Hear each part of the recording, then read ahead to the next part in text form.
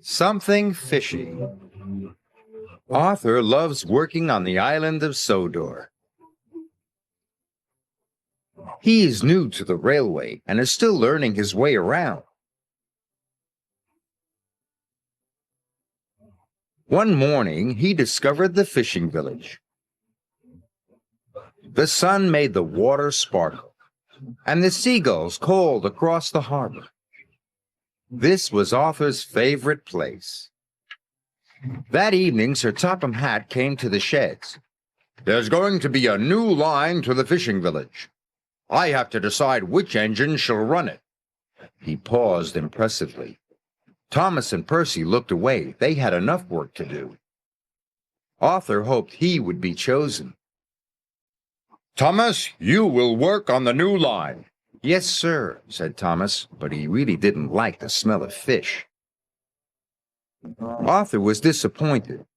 Sir Topham Hatt sent him to haul coal to the steelworks.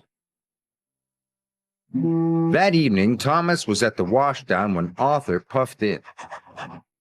"Do I smell a fishy engine?" he teased. "Yes," huffed Thomas. "Silly fish, smelly new line." Arthur wished he could go to the fishing village instead of the steelworks. He'd be much happier than Thomas. The next morning, Thomas was still grumpy. The fishermen had caught lots of fish.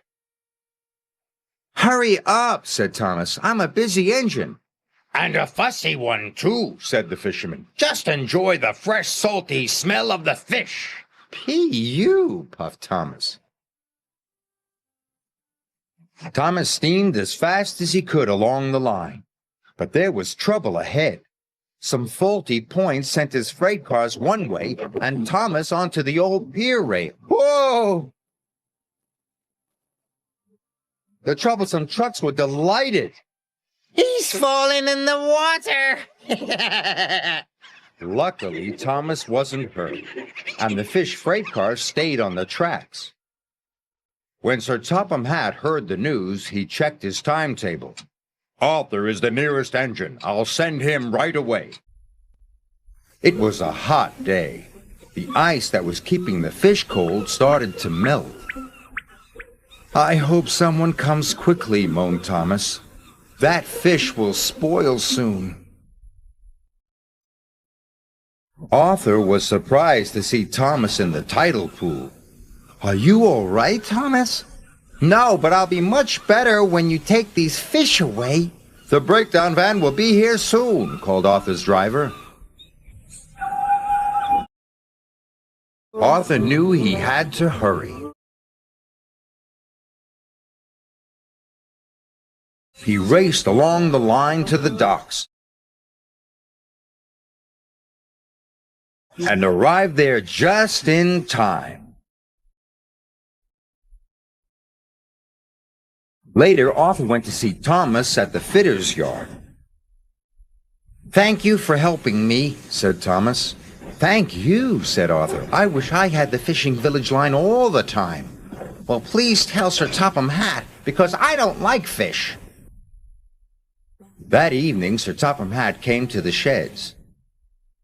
"I need an engine to go to the fishing village while Thomas is being repaired," he said. "Any volunteers?" "Me," Arthur blurted out.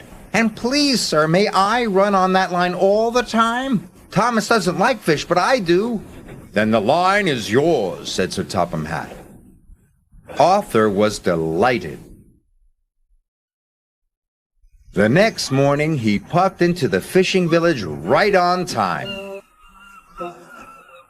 The smell of fish was everywhere, but he was sure he had the most beautiful line on the island of Sodor.